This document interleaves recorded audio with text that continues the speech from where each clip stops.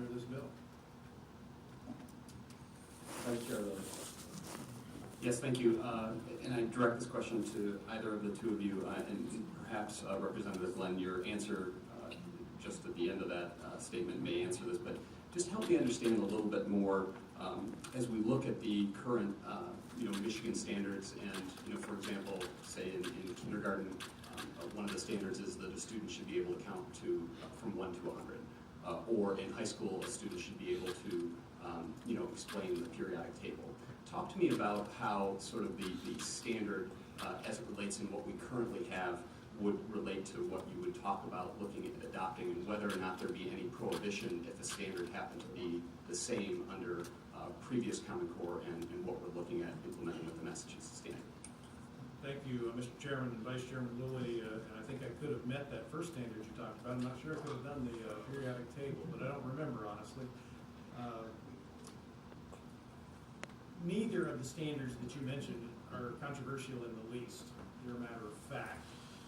So I don't think there's any controversy or debate about those kind of standards being included in the 500 pages of the Massachusetts standards versus how many ever pages there are in the current Michigan standards. There will be certain obvious elements that everybody would agree to. It's this distinctions, and I'll allow Melanie to address this because I know she feels strongly about the distinctions. But when I'm asked, for example, by the media, what's the difference? What's the big difference between the Massachusetts standards and the Michigan standards?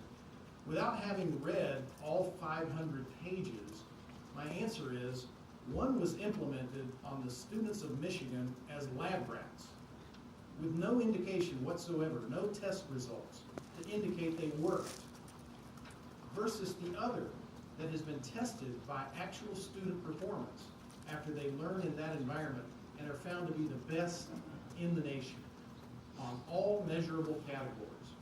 So I don't have to have read all 500 pages to know that one of them works.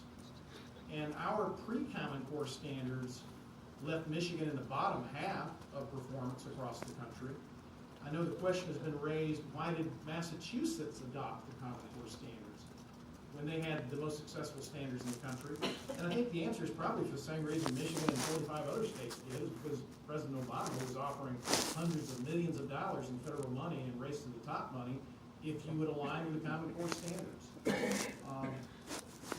We actually contemplated in discussions with the Attorney General's office of putting all 500 pages of the Massachusetts standards in the text, but we thought that probably is not something this committee wanted to do, is go page by page and debate whether we as conservatives or liberals, Democrats, Republicans, whatever other categories we might want to argue about every single page.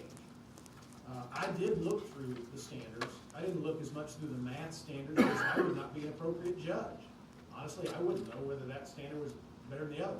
I looked through one where I did think I had some degree of ability to measure, and that was the social studies. And I was very happy with what I saw as to the outline of the kind of American history and world history that the Massachusetts standards cover.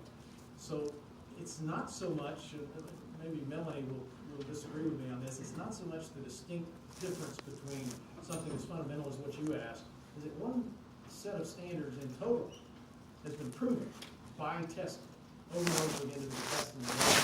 And I would leave before the committee the question, why would we not want Michigan students to have what everybody agrees? Business Leaders for Michigan's report in 2014, and they have in the past been supporters of Common Core, identified Massachusetts as being best in the country on all measured categories. So that's the distinction. And Melanie, I'm going to ask that we move on to the next question. We have many people want to testify. Please feel free to wrap this into the next answer that you give. Okay. I want to move to Minority Vice Chair Geis. Thank you, Mr. Chair. Thank you, Representative. Your unbridled enthusiasm for this is palpable. And I will say, as someone who spent most of my life in Massachusetts, including all of my education years, I can applaud wanting to look at Massachusetts as the standard bearer, the hallmark for improving education in our state.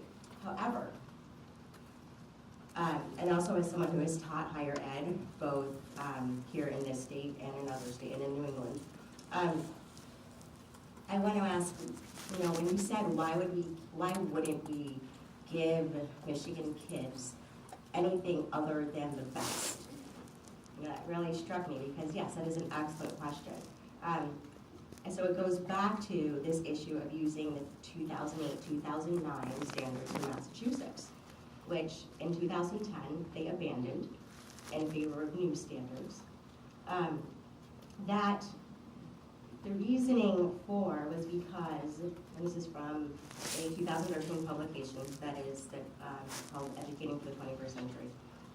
Despite our success, challenges remain. This is in response, this is the superintendent's response to why they changed their standards. Almost 40% of the Commonwealth's high school graduates, and that's one of the nicknames for Massachusetts, also called the Bay State, who enroll in our public higher education campuses are placed in at least one remedial non-credit bearing course. That's almost 40% of all of the state's high school graduates using the 2008-2009 standards that we want to adopt for our students in Michigan. Essentially, what this language would do, though, would place Michigan students still behind Massachusetts and other states. So this might elevate them from where they are now, but some of these same standards that are in the current curricula that Massachusetts use aren't much different than the current Michigan standards, than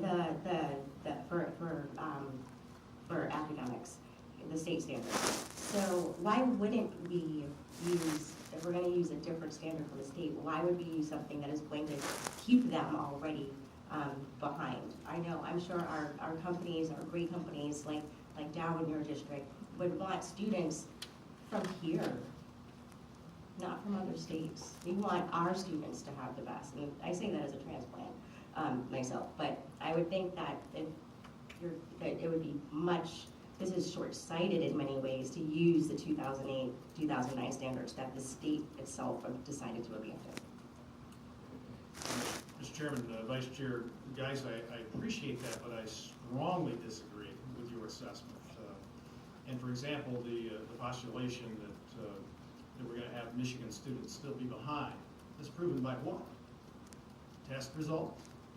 No, there are no test results to prove the accuracy of what you've taken the facts to conclude. There have been no test results. That's one of the points. But